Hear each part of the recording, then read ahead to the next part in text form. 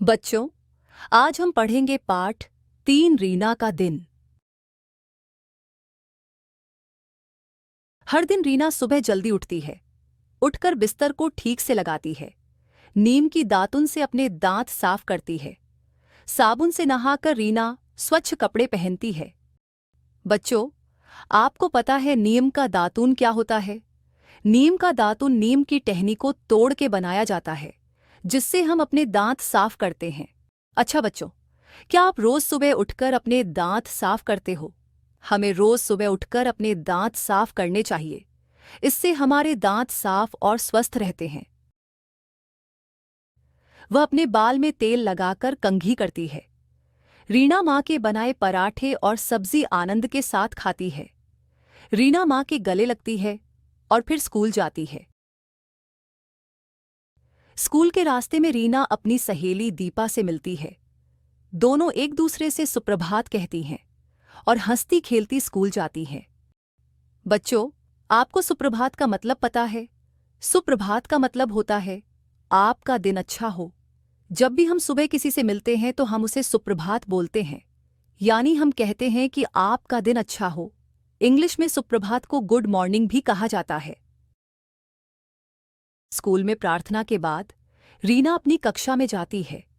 जैसे ही उनकी अध्यापिका कक्षा में आती है, सभी बच्चे खड़े हो जाते हैं और नमस्ते करते हैं। अध्यापिका भी मुस्कुराती हुई नमस्ते करती हैं। रीना स्कूल में मन लगाकर पढ़ाई करती है।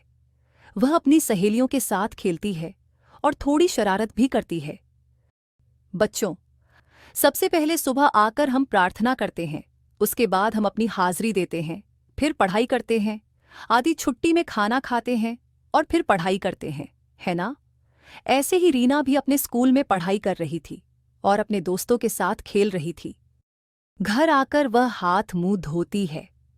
फिर वह अपनी स्कूल की सभी बातें अपने परिवार को बताती है। रीना अपने प्यारे से छोटे भाई के साथ भी खेलती है। रीना को रात को जल्दी ही नींद आ जाती है। दादी प्यार से रीना को शुभ रात्रि कहकर सुला देती हैं। बच्चों, आपको पता है शुभ रात्रि किसे कहते हैं? शुभ रात्रि का मतलब है आपकी रात अच्छी हो और आपको रात में अच्छे अच्छे सपने आए। आप में से कौन सा बच्चा रात में सोने से पहले अपने मम्मी पापा या भाई बहन को शुभ रात्रि बोलता है? अगर आप नहीं बोलते तो आज से ही आप अपने घर में सभी को रात में सोने से पहले शुभ रात्रि बोलना। बच्चों, अब हम इस पाठ के प्रश्न उत्तर करेंगे। पहला प्रश्न है, रीना सुबह अपनी सहेली से मिलने पर क्या कहती है? उत्तर है, रीना सुबह अपनी सहेली से मिलने पर सुप्रभात कहती है। आपको याद है ना कि हमने सुप्रभात शब्द पढ़ा था इस कहानी में। क्या मतलब होता है इसका? हाँ, इसका मतलब होता है कि आपका दिन शुभ रहे। तो रीना सुबह अपनी सहेली से मिलने पर सुप्रभात कहती है। का मतलब है कि रीना अपनी सहेली को कहती है उसका दिन शुभ रहे। अगला प्रश्न है, रीना की दादी रात को सोने से पहले रीना से क्या कहती है? इसका उत्तर है, रीना की दादी रात को सोने से पहले रीना को शुभ रात्रि कहती है। शुभ रात्रि का मतलब हमने क्या पढ़ा था? शुभ रात्रि का मतलब होता है कि आपकी रात अच्छी जाए और आपको रात में अच्छे अच्छे सपने आए। अगला प्रश्न है, आप क्या कहकर बड़ों का अभिवादन करते हैं? तो इसका उत्तर है, हम अपनों से बड़ों का अभिनंदन नमस्ते, प्रणाम, आदाब, सत श्री अकाल आदि के प्रयोग से करते हैं।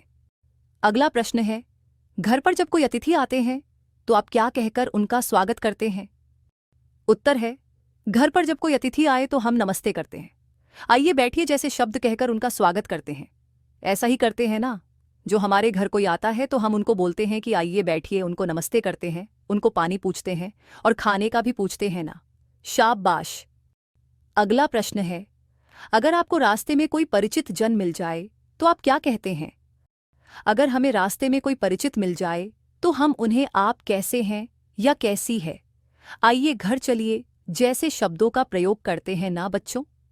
अगर हमें कोई परिचित रास्ते में मिल जाए तो हम उन्हें अपने घर के लिए बुलाते हैं।